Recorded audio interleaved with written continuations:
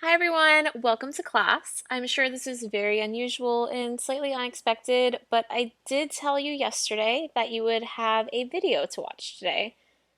I'm sure you just weren't expecting a voiceover video. Although I think I said that in a couple classes, so I'm sure some of you were, if you were paying attention, of course. Well, as you can see, today you are going to be doing a couple things. First off, you do have bell work today, and second, you do have some notes you have to take. So if you haven't already, please go ahead and go to the back and get your bell work notebooks. And then go back to your desk, obviously, if you haven't already. Get out a pen or a pencil.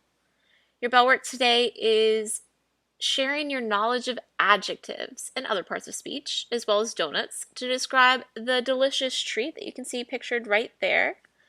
So I'm going to go ahead and set the timer. You're going to have 5 minutes to write out all the descriptions that you can think of for donuts. And after that, you'll be moving on to your theme, mystery, tension, suspense, and irony notes for the day.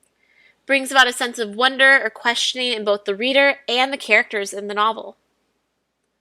Tension brings about emotions such as worry, anxiety, fear, and stress on the part of both the reader and the characters in a novel. This is important. Tension is felt by both the reader and characters.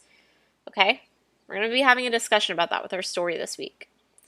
And last is irony, an unexpected plot twist. You may have referred to this in the past as surprise. Irony is a bit of a surprise. That's why it's unexpected. We're going to talk about that more in our stories this week as well as later on in this presentation. But go ahead and make sure you have these definitions down, and then we will move on to breaking apart mystery a bit and understanding it a bit better.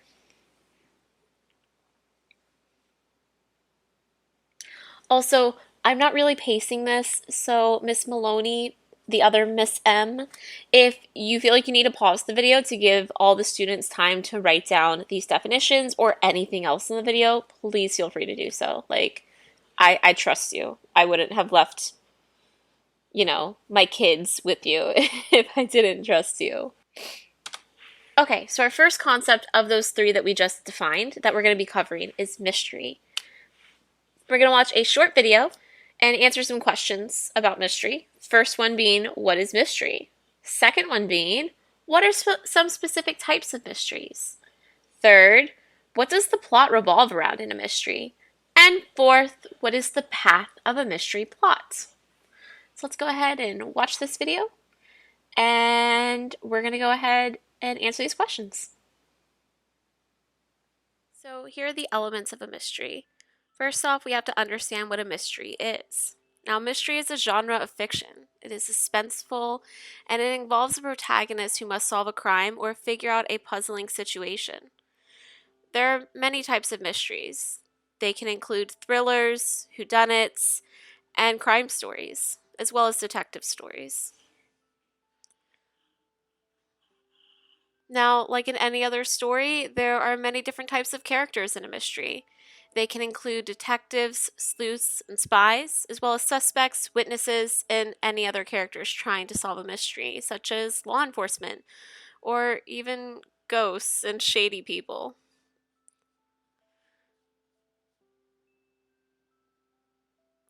Now, the plot in a mystery often revolves around solving a problem.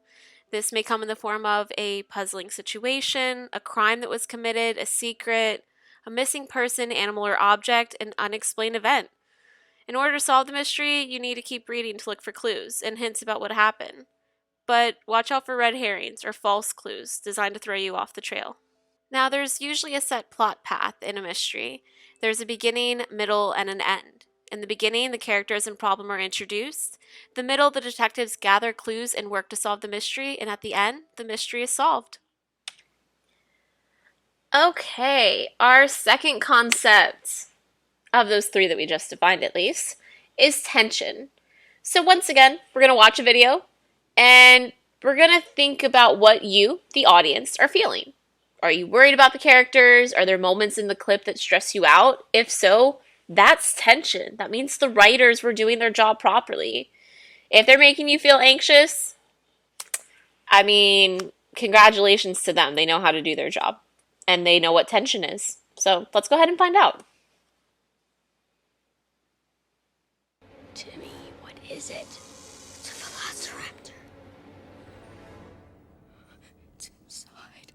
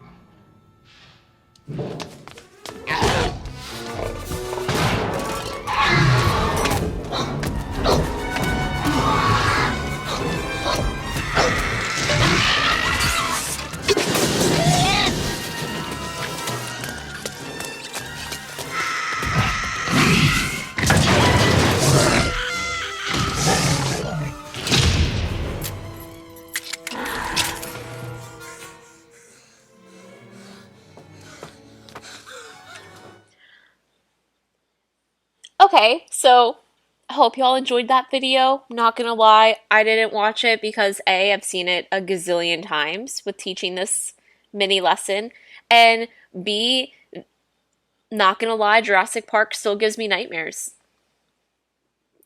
I'm probably gonna have a nightmare tonight. So, yay! But let's go ahead and move on to our last concept, which is irony. So, irony, or surprise, as I said, you may have been taught this before, is when the unexpected happens in a story. However, there's different types of irony. Irony is more like an umbrella term. And these are the three specific types of irony that you will often come across in works of literature. The first is situational irony. It's when you expect one thing but get the opposite. Third is verbal irony, when someone says something but truly means the opposite. This is the form of irony that most people are familiar with in reality, like in real life. And then third is dramatic irony. It's when the audience seems to know more about an event, situation, or conversation than the characters in a movie, show, or book. These are the ones that you often see in forms of media. So watching a movie or a play, you know about what happened more than anyone else. Like Hamilton. Y'all know what he did. He knows what he did. But Liza didn't know what he did until she found out. So the entire time we're all like, dude, you messed up. Also, I hope we all have seen Hamilton. If not, no spoilers, but kind of a spoiler, you know something goes down. So now you should watch it to find out what that something is if you don't know. So let's go ahead, watch a quick video. That's going to explain irony a little bit more, but it is going to talk about these three types of irony.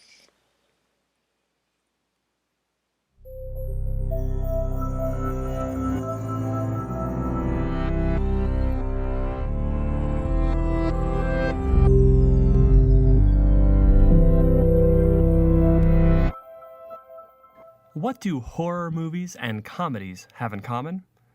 The two genres might seem totally different, but the reason they're both so popular is perhaps because of what they have in common: their use of dramatic irony. First, let's clarify. There are three types of irony out there.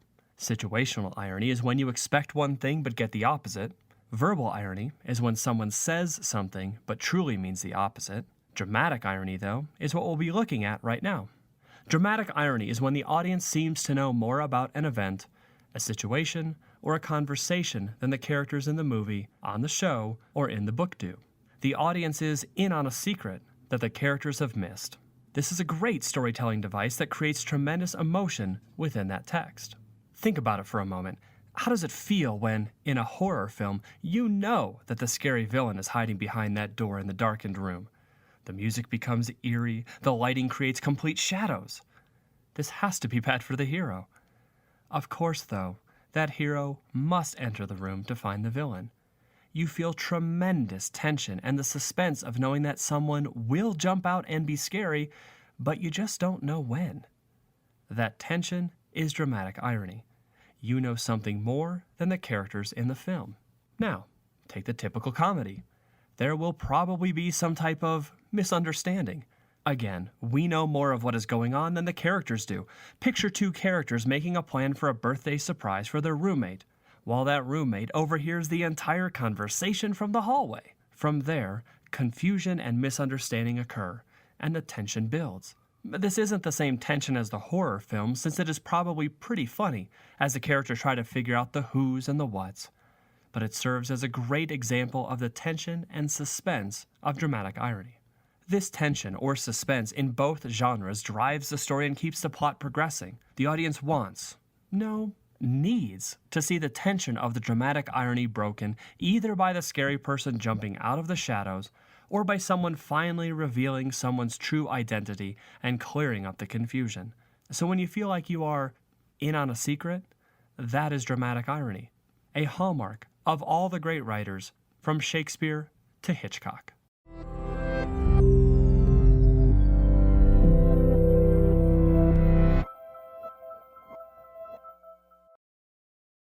Okay, well, I hope that video was a bit more informative than me just giving you some definitions, and entertaining. I think the animation is like A++. But before we move on, I just want to let you guys know, hint, hint, this may be a question you have to answer on a quiz or something. For the story we're going to be reading this week, we're going to be focusing mostly on situational irony. Okay? So not dramatic or verbal, but situational, which is a little bit more tricky to pick up, which is why we're going to be focusing on it for our first story this week. Okay, so now that we've gone through all of our concepts for today, we've watched all the videos, we've taken all of our notes, we're going to go ahead and complete a quiz. And by we, I mean y'all, because I made the quiz and y'all are going to take the quiz. So go ahead, submit your notes, but keep them open for reference, and complete the quiz in the week 4 module. It will say Guided Notes Quiz. And the password is Lime, because we should all learn from our friend Lime, not Lemon. Although Lemon did teach us an important lesson at the end of the video. Maybe 2. What do you think those lessons are? Once you're done with the quiz today, that is it. You are done. Just make sure you submit your quiz, you submit your notes, and if you made a mess, clean it up, straighten up your desk, straighten up the notebooks, put any trash in the trash can. You know, make sure you got your chargers, your water bottles, your pens, your pencils, your hand sanitizer. Anything you left behind, make sure that you have it with you. And I will see you all tomorrow. Well, I'll be back. I promise I will be in class on Friday. All right. Bye, everyone. Enjoy the rest of your Thursday if you have not already enjoyed your Thursday.